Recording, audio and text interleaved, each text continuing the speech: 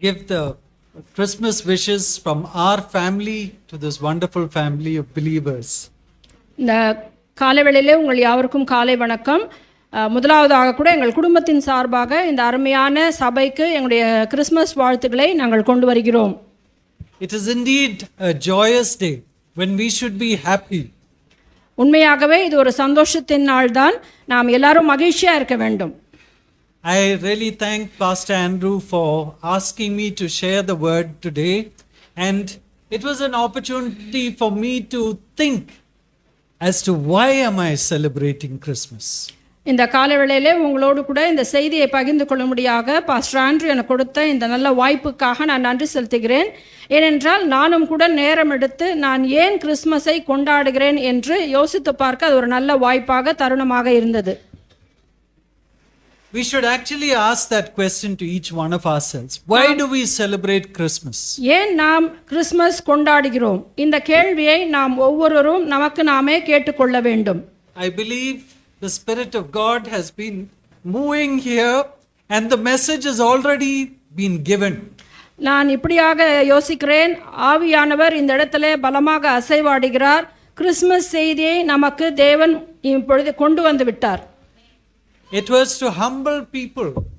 Mary who said, "Let it be unto me as you will." And the shepherds who heard the message, joy to the whole world. And both those passages were read for us from Luke chapter 1. மேரியை ஆண்டவர் சந்திக்கும் பொழுது உம்முடைய சித்தம் ஆகட்டும், நான் இதோ உம்முடைய அடிமை என்று சொல்லுகிற காரியத்தை நாம் பார்க்கிறோம். மனுஷர்களை தாழ்மைப்படுத்தும்படியாக ஆண்டவராகிய இயேசு கிறிஸ்து வந்தார். அது மட்டுமல்ல, அந்த மேய்ப்பர்களுக்கு தேவன் உங்களுக்கு நற்செய்தியை கொடுக்கிறேன், மிகுந்த சந்தோஷத்தை உண்டாகும் நற்செய்தியை கொடுக்கிறேன் என்று மேய்ப்பர்களுக்கு தேவதூதர்கள் அறிவிக்கிறதை பார்க்கிறோம். And I'm just reading from Luke chapter 2 and verse 10. But the angel said to them, "Do not be afraid, for behold, I bring you good news of a great joy which will come to all the people." லூக்கா 2:10 நாம் வாசிக்கிறோம், தேவதூதன் அவர்களை நோக்கி, பயப்படாதிருங்கள், இதோ எல்லா ஜனத்துக்கும் மிகுந்த சந்தோஷத்தை உண்டாக்கும் நற்செய்தியை உங்களுக்கு அறிவிக்கிறேன். So each one of us is included, provided we accept this great message which is sent to us.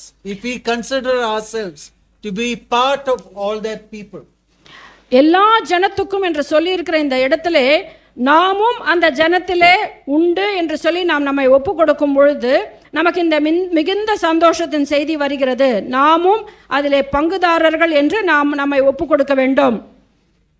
Now, with any birth, we want to know the name of the person, we want to know the place where he was born, we want to know the date and even the year.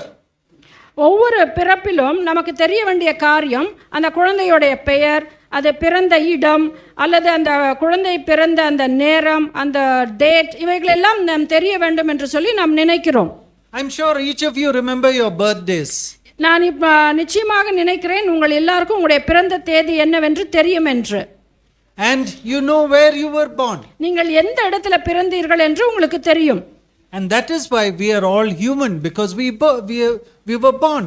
ஏன்னா அதனால தான் நம்ம எல்லாம் மனுஷர்களாக இருக்கிறோம். ஏன்னா நம்ம எல்லாம் பிறந்தோம், நமக்கு நம்ம இடம் எல்லாம் தெரியும். And similarly, the Son of God took on humanity. He didn't give up his divinity, but he took on humanity. அதே போல குமாரனாகிய இயேசு கிறிஸ்து அவர் தேவனாய் இருப்பதை விட்டு விடாமல் அதே சமயத்தில் மனுஷ ரூபமாக அவதரித்தார். And so he must have a place where he was born. ஆகையினால அவர் பிறப்பதற்கு ஒரு இடம் வேண்டும். He must have a year when he was born. அவர் பிறப்பதற்கு ஒரு காலம் வேண்டும். And he must have a date when he was born, day when he was born. அவர் எந்த நாளிலே பிறப்பார் என்பதும் தெரிந்திருக்க வேண்டும். And this is the answer that we have to give to the world around us, because they will say Jesus is like any other god. We have so many gods around us. இந்த செய்தியை நாம் உலகத்துக்கு கொண்டு போக வேண்டும். ஏனென்றால் உலகத்தார் சொல்வார்கள், இயேசு மற்றவர்கள் போலதானே என்று சொல்லி. இல்லை, இயேசுவை நாம் அவருடைய பிறந்த இடம், நேரம், காலம், அவருடைய பெயர், இவைகளெல்லாம் நாம் மற்ற மக்களுக்கு கொண்டு போக வேண்டும். I was thinking long ago, before this opportunity came, all the other religions that I know of, God comes momentarily, has fun, and then goes back. He doesn't bother about us human beings. இந்த செய்தி கொடுக்க வேண்டும் என்ற அழைப்பு வருவதற்கு முன்பாக நான் இப்படியாக தியானித்து கொண்டிருந்தேன். மற்ற எல்லா மதங்களையும் நாம் பார்க்கும் பொழுது கடவுள் என்பவர் ஒரு சமயத்தில் வருவார், உடனடியாக காணாமல் போய்விடுவார், அதற்கப்புறம் செய்ய வேண்டிய காரியெல்லாம் செய்து காணாமல் போய்விடுவார். ஆனால் நம்முடைய தேவன் அப்படி அல்ல. There are other religions where God doesn't, He exists apart from us. He is not bothered. I don't know whether He's bothered about human people. மற்ற கடவுள்கள் எல்லாம் ஒருவேளை மனுஷர்களை குறித்து அக்கறை உள்ளவர்களாக இருக்கிறார்களா என்று சொல்லி எனக்கு தெரியவில்லை. But in our religion, it's not our religion, but what Christ has done for us, He shared our humanity with all its problems. ஆனால் நம்முடைய தேவனாகிய இயேசு கிறிஸ்து மனுஷர்களாகிய நம்மோடு இருக்கும்படியாகவும் நம்முடைய சகலவிதமான பிரச்சனைகள், போராட்டங்கள் எல்லாவற்றையும் அவர் அனுபவிக்கிறவராக நமக்குள்ளாக வந்து வாசம் பண்ணினார்.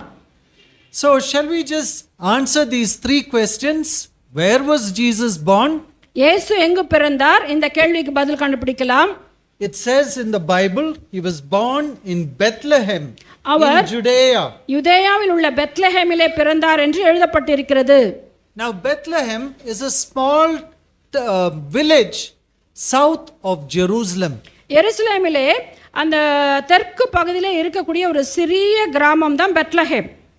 And are we aware of Jerusalem today? Are we in the present? Do we know of Jerusalem? இந்த காலகட்டத்திலே எருசலேமை பற்றி நாம் அறிந்திருக்கிறோமா? And there is no doubt that Jerusalem exists because the world powers are fighting for that city of Jerusalem today. ஆமென். நமக்கு தெரியும் எருசலேம் நிச்சயமாகவே இருக்கிறது. ஏனென்று சொன்னால் உலகத்தில் இருக்கிற ராஜ்யங்கள் அந்த ஒரு சிறிய இடமான எருசலேமுக்காக சண்டை போட்டு கொண்டிருக்கிறது, யுத்தங்கள் நடந்து கொண்டிருக்கிறது. So that is a reality as far as the place is concerned. We can tell people. எல்லா ஜனங்களுக்கும் நாம் தைரியமாக சொல்ல முடியும், எருசலேமிலே, யூதேயாவிலே, பெத்லெஹேமிலே இயேசு கிறிஸ்து பிறந்தார் என்ற அந்த நிச்சயம் எருசலேமுக்காக யுத்தங்கள் நடந்து கொண்டிருக்கிறது. ஆகையினாலே அந்த காரியம் உண்மை என்பதை சொல்லி நாம் மற்றவர்களுக்கு சொல்ல முடியும். Any baby will have a father and mother. எந்த குழந்தைக்கும் ஒரு தாய் தகப்பன் என்று இருப்பார்கள். And Jesus also had a mother, had an earthly mother. ஒவ்வொரு குழந்தைக்கும் ஒரு தாயும் தகப்பனும் இருக்கிறது போலவே இயேசு கிறிஸ்துவுக்கும் மனுஷீக ரீதியாக ஒரு தாயும் ஒரு தகப்பனும் இருந்தார்கள். If you look at Matthew chapter 1 and verse 22, மத்தேயு 1:22, it says, "Behold, the virgin shall be with child and bear a son." 21, அவள் ஒரு குமாரனை பெறுவாள், அவருக்கு இயேசு என்ற பெயரிடுவாயாக. And they shall, yeah, go on. 23வது வசனத்தை வாசிக்கிறேன். அவன் இதோ ஒரு கன்னிகை கர்ப்பவதியாகி ஒரு குமாரனை பெறுவாள் என்று எழுதப்பட்டிருக்கிறது. So he had a mother, அவருக்கு ஒரு தாய் இருந்தார்கள். and like Mary asked, innocent as she was, as a lowly woman, how can this be? I don't have an earthly husband yet. மரியாள் ஒரு பரிசுத்தமான ஒரு கன்னிகை. அது மட்டுமல்ல, அவள் ஆண்டவர்கிட்ட கேட்குற, ஆண்டவரே, ஒரு கன்னிகையாகிய நான் எப்படி கர்ப்பவதியாகி ஒரு குழந்தையை பிறக்க வைக்க முடியும் என்று சொல்லி அவள் கேட்கிறாள். And Gabriel says, the power of the Holy One shall overshadow you, and the holy and the product and the person which is conceived in your womb will be the Son of God. அப்பொழுது தேவதூதன் அவளை பார்த்து சொல்லுகிற ஒரு காரியம், உன்னிடத்திலே பரிசுத்த ஆவியானவர் நிழலிடுவார், உன்னதத்தின் பலன் உன்மேல் வரும்பொழுது நீ கர்ப்பவதியாகி ஆண்டவராகிய இயேசு கிறிஸ்துவை பெற்றெடுப்பா என்று சொல்லுகிற காரியத்தை பார்க்கிறோம். So Jesus' father was God the heavenly Father. ஆமென். ஆகையினாலே இயேசுடைய தகப்பன் யார் என்று சொன்னால் தேவபிதா. So we have established the parentage of the Lord Jesus.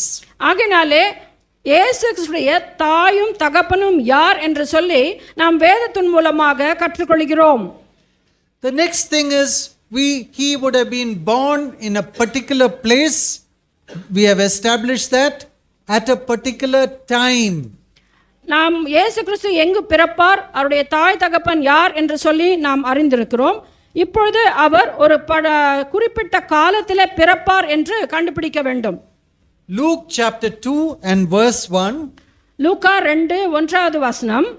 In those days it occurred that a decree went out from Caesar Augustus that the whole Roman Empire should be registered.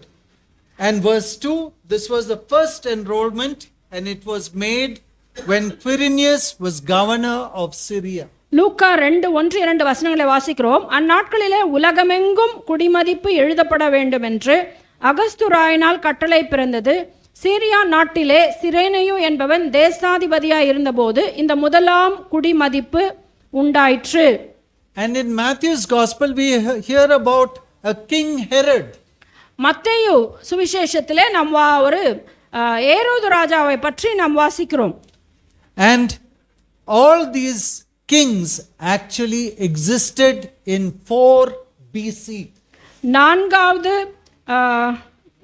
நூற்றாண்டிலே ஏரோது ராஜா மற்றும் நாம் வாசித்த அந்த அடுத்த ராஜா சிரேனையு அகஸ்து ராஜாவும் நிச்சயமாகவே அவர்கள் அந்த ராஜ்யத்தில் இருந்தார்கள்.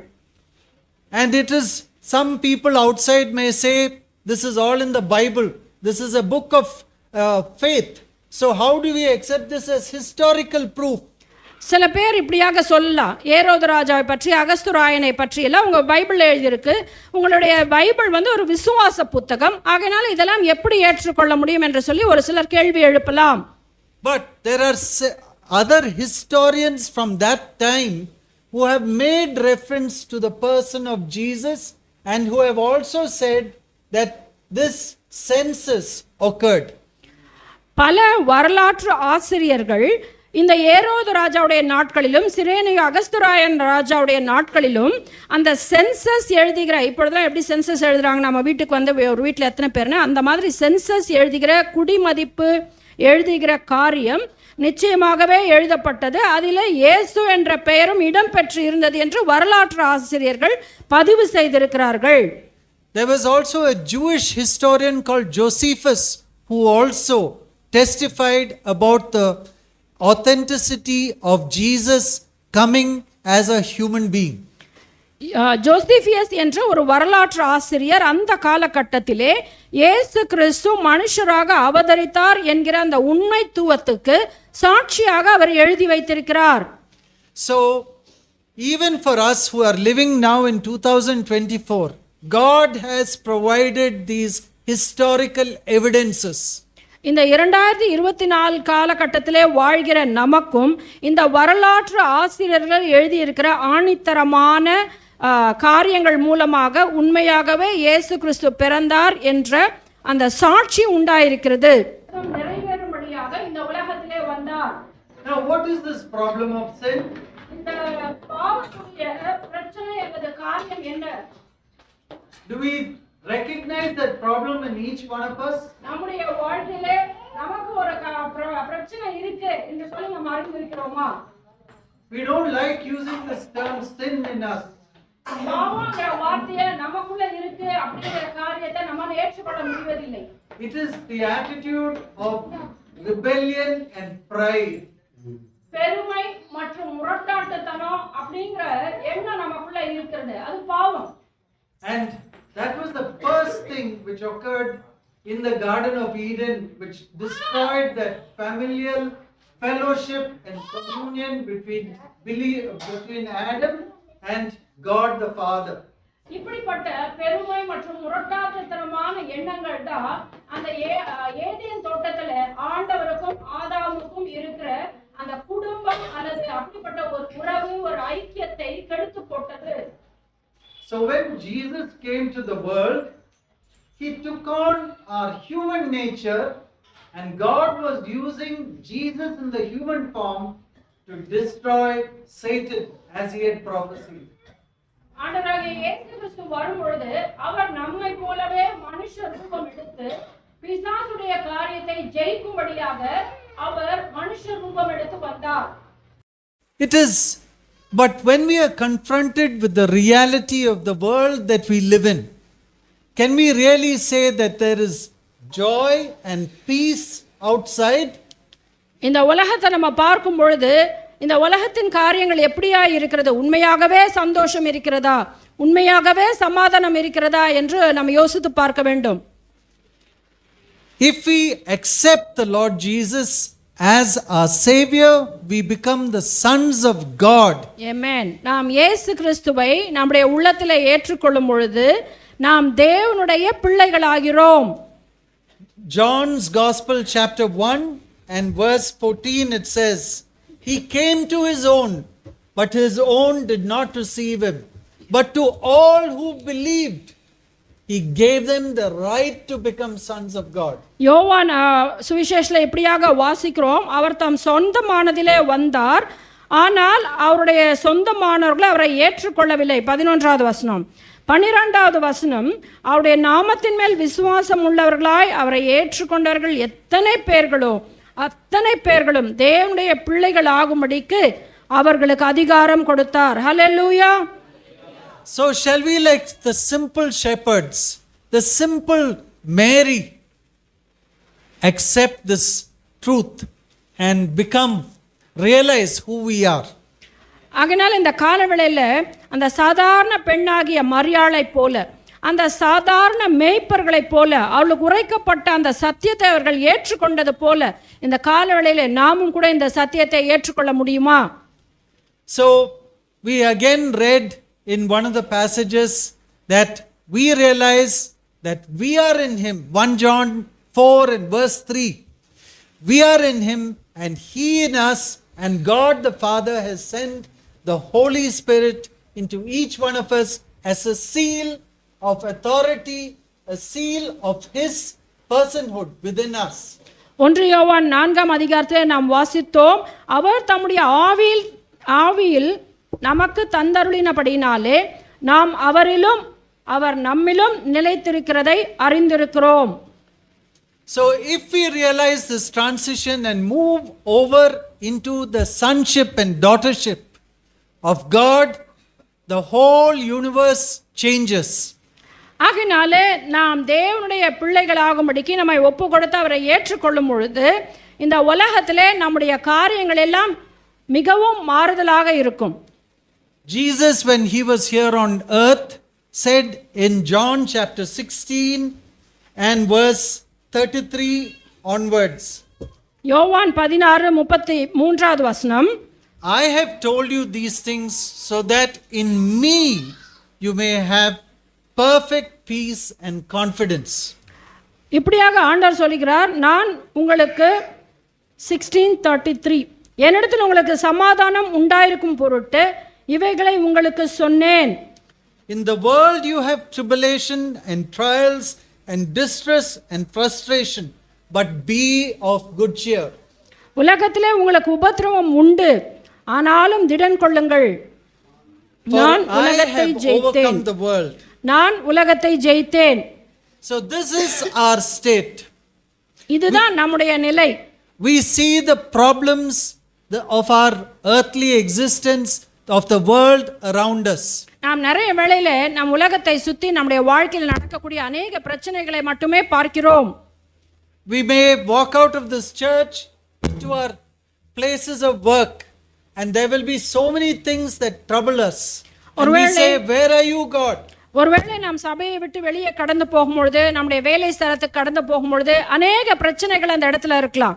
அப்பொழுது நாம் தேவனை பார்த்து கேள்வி கேட்கலாம், ஆண்டவரே நீர் எங்கே இருக்கிறீர்? Where is He? எங்கே இருக்கிறீர்? He is within us. அவர் நமக்குள்ளாக இருக்கிறார். ஹல்லேலூயா. We need to only just accept this in all humility, in all that simplicity. நாம் இந்த காரியத்தை, தேவன் எனக்குள்ளே இருக்கிறார் என்கிற காரியத்தை மிகவும் மனத்தாழ்மையோடு கூட எப்படி மரியாளும் அந்த மேய்ப்பர்களும் சாதாரணமான மக்களானால் ஏற்றுக்கொண்டார்களோ அதே போல் நாம் ஏற்றுக்கொள்ள வேண்டும். And then whatever is troubling us, God's peace will come in because He will give us what is needed for that situation. அப்படி நாம் செய்யும் பொழுது நாம் எப்படிப்பட்ட சூழ்நிலைகளை இருந்தாலும் கூட தேவன் நமக்கு அவருடைய சமாதானத்தை கொடுப்பார். Why is that? ஏன் அப்படி? Isaiah chapter 9 and verse 6. ஏசாயா 9:6 For to us a child is born, நமக்கு ஒரு குமாரன் கொடுக்கப்பட்டார், to us a son is given. நமக்கு ஒரு பாலகன் பிறந்தார். How can a small baby be the solution to all our problems? எப்படி ஒரு சிறிய குழந்தை நம்முடைய எல்லா பிரச்சனைகளுக்கும் தீர்வா இருக்க முடியும்? If we realize what the qualifications of this babe who we saw is, then we will understand. இந்த குழந்தையுடைய தகுதி என்ன என்பதை நாம் புரிந்து கொண்டால் இந்த காரியங்கள் எல்லாம் நமக்கு நிச்சயமாக தெரிய வரும். Let us look further in this verse, and it says, and the government shall be upon his shoulder. கர்த்தத்துவம் அவர் தோளின் மேல் இருக்கும். So let us not worry about which government is governing us. Who is this government appointed by? Jesus. ஒருவேளை நம்ம சுற்றி இருக்கிற எல்லா அதிகாரங்களை குறித்து கவர்மெண்ட்டை குறித்து நம்ம கவலைப்பட வேணாம். ஏன்னா அதிகாரங்கள் ஆண்டவராகிய இயேசு கிறிஸ்துனால நியமிக்கப்பட்டிருக்கிறது. And nobody, no authority can do anything apart from His will. அவருடைய சித்தமின்றி எந்த அதிகாரங்களும் எதையும் செய்ய முடியாது. His name shall be called Wonderful Counselor. அவர் நாமம் அதிசயமானவர், ஆலோசனை கர்த்தர். There may be a pressing problem in your place of work. ஒருவேளை உங்களுடைய வேலை ஸ்தலத்துல மிகவும் நெருக்குகிற ஒரு பிரச்சனை இருக்கலாம். But God is a wonderful counselor. ஆனால் நம்முடைய தேவன் அதிசயமானவர், அவர் ஆலோசனை கர்த்தர். Just yesterday I was just thanking God in theater as we finished one surgery because He was my wonderful counselor. நேற்றைய தினத்துல கூட நான் ஆபரேஷன் தியேட்டர்ல ஆபரேஷன் செய்யும் பொழுது நான் தேவனுக்கு நன்றி சொல்லி அவரை துதித்தேன். ஏனென்றால் அவர் என்னுடைய அதிசயமான ஆலோசனை கர்த்தராக இருந்தார். There was a small baby 3 years old who had a big tumor in his left side of the chest. ஒரு 3 வயது குழந்தை லெஃப்ட் சைடுல அவருடைய லங்ஸ்ல பெரிய ஒரு கட்டி இருந்தது. It had been there for 2 years. There were x-rays taken in 2022 and now we are in 2024. 2022 எடுத்த எக்ஸ்ரே தான் இருக்கு. ஆனா இப்பொழுது 2024 2 வருஷத்துக்கு முன்பாக எடுத்த படம் தான் இருந்துச்சு. I was very upset about this and I asked the parents, why did you allow this? It was so much more smaller at that time. Why didn't you allow them to operate and take this out? நான் அப்பொழுதுக்கு அந்த பேரண்ட்ஸை பார்த்து மிகவும் கஷ்டத்தோடு கேட்டேன், ஏன் நீங்கள் 2022 அந்த கட்டி சின்னதாக இருக்கும் பொழுதே வந்து ஆப்ரேஷனுக்கு நீங்கள் ஆப்ரேஷன் பண்ணுங்கன்னு சொல்லலை என்று சொல்லி நான் கேட்டேன். And I was scared going seeing the size of this tumor. There was no lung on that side. I was so scared. ஒரு சைடில் நுரையீரலே இல்லை, அது ஃபுல்லாக டியூமராக இருக்குது. அதனால் அது ஆப்ரேஷன் பண்ணுறதுக்கே எனக்கு மிகவும் பயமாக இருந்தது. And so I was just looking at all his CT scans and then wondering how in the world I can do something for this child. அந்த சமயத்தில் சிடி ஸ்கேன் அந்த படங்களை எல்லாம் பார்த்து, ஆண்டவரே நான் எப்படி தான் இந்த குழந்தைக்கு ஏதாவது ஒரு ஆப்ரேஷன் செய்து அந்த டியூமரை எடுக்க முடியும் என்று சொல்லி நான் என் மனசுலயே யோசித்து கொண்டிருந்தேன். There were hard areas which looked like teeth and jaw inside the chest. சில சமயத்தில் அந்த கட்டியில் பார்த்தோன்னாக்கா நம்ம பல்லு எப்படி இருக்குமோ இல்லைன்னா நம்முடைய தாடை எப்படி இருக்குமோ அப்படியெல்லாம் அந்த படத்தில் அந்த கட்டிக்குள்ளே இருக்கு. And I was thinking, how will I take there's the heart, there is everything, the big blood vessels. What will happen if I go in and do this operation? நான் இப்படியாக நினச்சேன், அங்கே இருதயம் இருக்கிறது, அது மட்டும் இல்லை பெரிய பெரிய ரத்த குழாய்கள் இருக்குது. நான் ஆப்ரேஷன் பண்ணி இந்த கட்டியை அதையெல்லாம் தொடாமல் எப்படி செய்ய முடியும் என்று சொல்லி நான் எனக்குள்ளாக பரிதவித்து கொண்டிருந்தேன். This was going on for a week. ஒரு வார காலமாக இதெல்லாம் என் மனசில் போயிட்டே இருந்துச்சு. And suddenly God showed me that there were some areas which looked as if it was full of fluid inside this big cutting. அப்பொழுது இந்த பெரிய கட்டிக்குள்ளாக ஒரு இடத்துல நீர் கோத்துக்கிட்டு இருக்கிறத ஆண்டவர் எனக்கு காட்டினார். And day before yesterday night, I just slept like a baby. அப்பொழுது நான் 2 நாளைக்கு முன்பாக அன்றைக்கு ராத்திரியில் ஒரு குழந்தை எப்படி நல்லா நிம்மதியாக தூங்குமோ அதை போல் நான் நிம்மதியாக தூங்கினேன். I was no more worried. நான் அதற்கு பிறகு கவலையே படவில்லை. This is the peace that the Holy Spirit will give you. இப்படிப்பட்ட சமாதானத்தை தான் தேவ ஆவியானவர், பரிசுத்த ஆவியானவர் நமக்கு தந்தருளுவார். ஆமென். So yesterday when we went in, everybody was worried. But before I picked up my knife, I prayed and asked God to give the entire team the wisdom to deal with this small child. ஆமென். நேற்றைய தினத்தில் நான் தேட்டருக்கு போகும்பொழுது நான் மிகுந்த சமாதானத்தோடு கடந்து போனேன். ஒருவேளை எங்கள் டீம் எல்லாரும் கூட ஒரு வித கவலையோடு பதட்டத்தோடு காணப்பட்டாலும் நான் என்னுடைய கத்தியை எடுத்து ஆப்ரேஷன் பண்ணுவதற்கு முன்பாக எங்களுடைய டீமோடு சேர்ந்து நான் ஜெபித்தேன். And it was so amazing. We just opened it and immediately everything looked so simple. We could suck it out and take that tumor out by God's grace. There was no problem. What I thought I had to remove the lungs and so on, everything God had preserved. நான் அந்த இடத்துல போய் அந்த ஆப்ரேஷனை செய்து அந்த செஸ்ட்டை அப்படியாக திறந்து வைத்து அந்த கட்டிக்காக ட்ரீட்மெண்ட்டை செய்யும் பொழுது மிகவும் சுலபமாக எல்லா காரியத்தை செய்யவும் அந்த லங்ஸ் எல்லாம் அஃபெக்ட் பண்ணாமல் அப்படியே பத்திரமாக காக்கப்பட்டிருந்தது. ஆண்டவர் அதை அப்படியே பத்திரமாக வைத்திருந்தார். அந்த கட்டியை மட்டும் எடுப்பதற்கு தேவன் எனக்கு உதவி செய்தார். It was an amazing thing to see how beautifully God had created that baby. அதை பார்க்கும் பொழுது மிகவும் ஆச்சரியமாக எங்களுக்கு இருந்தது. தேவன் அந்த குழந்தையை எவ்விதமாக படைத்திருக்கிறார் என்று மிகவும் ஆச்சரியமாக இருந்தது. But the greatest miracle was that wonderful counselor working. ஆனால் இதெல்லாவற்றையும் விட ஒரு பெரிய ஆச்சரியம், அதிசயம் என்னவென்று சொன்னால் இந்த அதிசயமான ஆலோசனை கர்த்தர் எப்படி நம்முடைய வாழ்க்கையிலே, அந்த குழந்தையின் வாழ்க்கையிலே, எங்கள் வாழ்க்கையிலே அந்த இடத்துல செயல்பட்டு கொண்டிருக்கிறார் என்பதுதான்.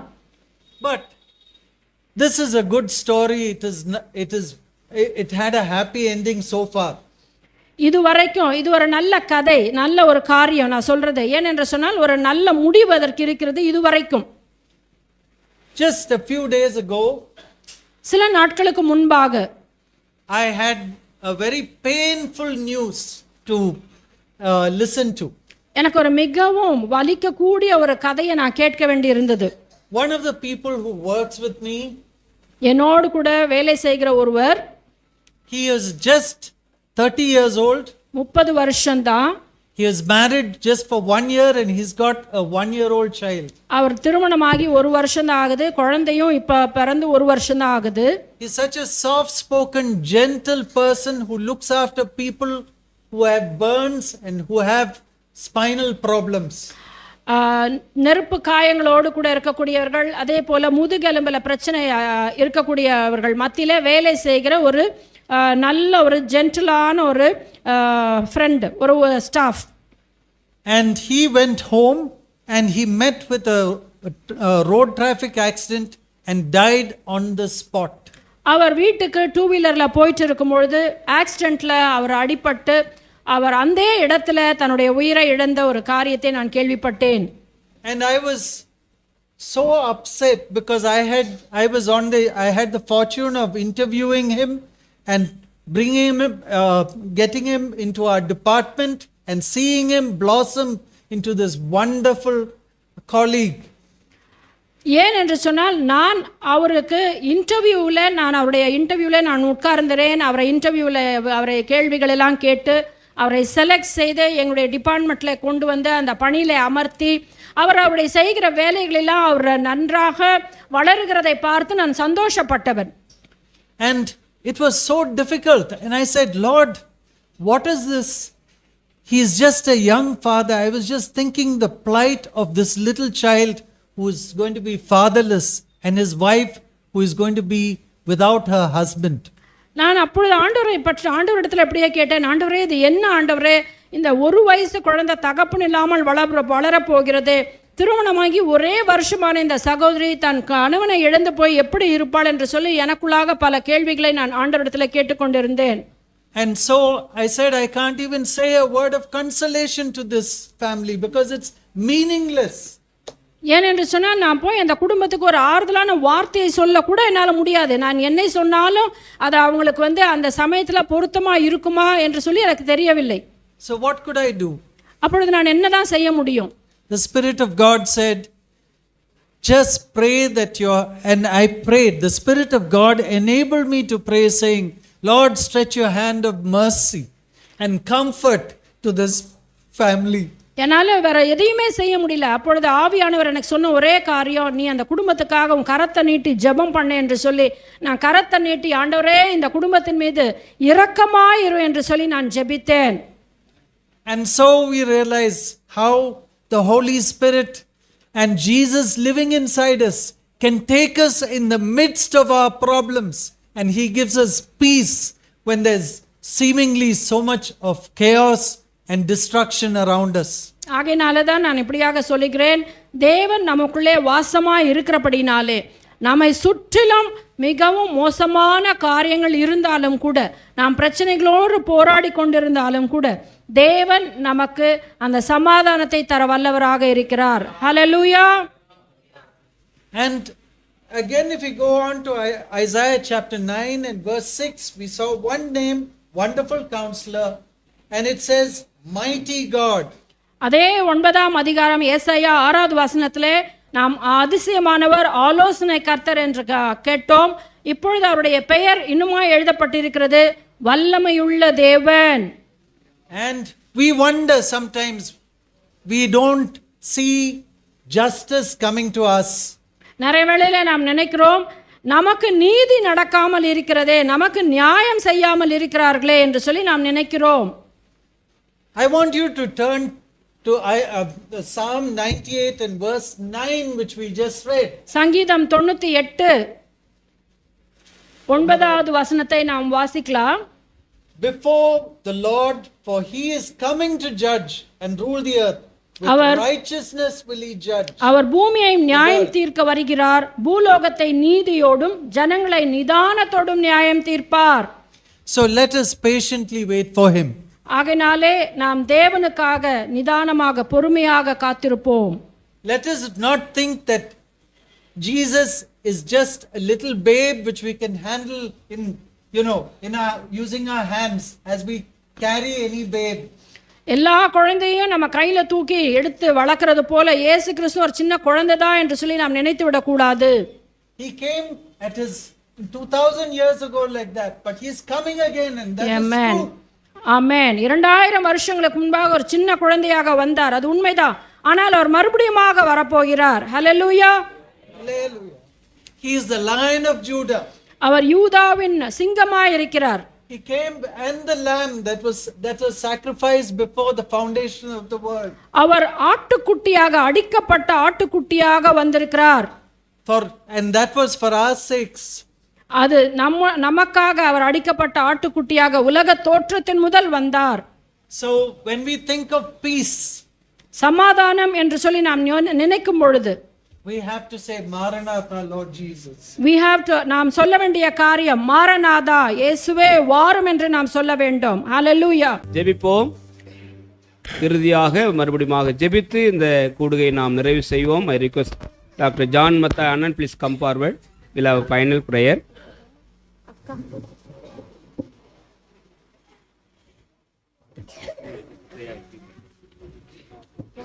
Father God, we just want to thank you for your plan of salvation which you brought to each one of us.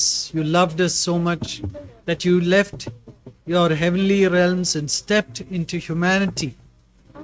And for each one of us, you knew each day of our lives even before we were conceived. And even before any of them came into existence, Lord, you chose us. And we thank you, Lord, that you opened our eyes to see. We pray, dear Lord, that you will continue to lead us and open our eyes to see you in every aspect of the lives that we live, in the situations where you keep us.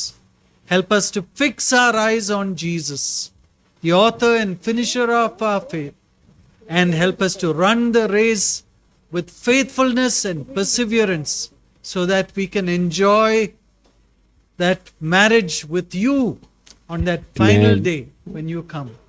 Thank you, Lord. We pray that you will be in each of our hearts. And if there is anybody here who does not know you, Lord, we pray that you will open their eyes and you will help them to understand salvation and they will give their lives over to you. Thank you once again for this inestimable gift of your Son, Jesus. Lord, help us to be acquainted, to know him intimately and live in the light of his word. For we ask this in your precious name. Amen. என் ஆத்துமாவே கர்த்தரை ஸ்தோத்திரி, முழு உள்ளமே பரிசுநாமத்தை ஸ்தோத்திரி. என் ஆத்துமாவே கர்த்தரை ஸ்தோத்திரி, கர்த்தர் செய்த சகல உபகாரங்களை மறவாதே. ஆமென். நம்முடைய ஆண்டவராகிய இயேசு கிறிஸ்துவின் கிருபையும் பிதாவாகியவருடைய அன்பும் பரிசுத்த ஆவியானுடைய ஐக்கியமும் சமாதானமும் நாம் அனைவரோடும் விசேஷமாக இன்றைக்கும் ஆண்டுடைய வார்த்தை பகிர்ந்து கொண்ட அருமை டாக்டர் ஜான் மத்தை அவர்களோடும் குடும்பத்தோடும் ஊழியங்களோடும் இன்றும் என்றும் சதா காலம் நிலைத்திருப்பதாக. ஆமென். பிறந்தா பிறந்தா வானவ புவி மானிட புகழ் பாடிட பிறந்தார். அல்லேலூயா. வானவ புவி மானிட புகழ் பாடிட பிறந்தார். இயேசு பிறந்தார் உள்ளமதில், இதை எங்கும் சாற்றிடுவோம். இயேசு பிறந்தார் உள்ளமதில், இதை எங்கும் சாற்றிடுவோம். போசிப்பும் குடிப்பும் தேவ ராஜ்யமல்ல, பரன் ஆவியில் மகிழ்வோம். போசிப்பும் குடிப்பும் தேவ ராஜ்யமல்ல, அவர் ஆவியில் மகிழ்வோம். அவர் ஆவியில் மகிழ்வோம். பிறந்தார் பிறந்தார் வானவ புவி மானிட புகழ் பாடிட பிறந்தார். அல்லேலூயா. வானவ புவி மானிட புகழ் பாடிட பிறந்தார். அல்லேலூயா. கர்த்தருடைய சமாதானத்தோடே சென்று வாருங்கள்.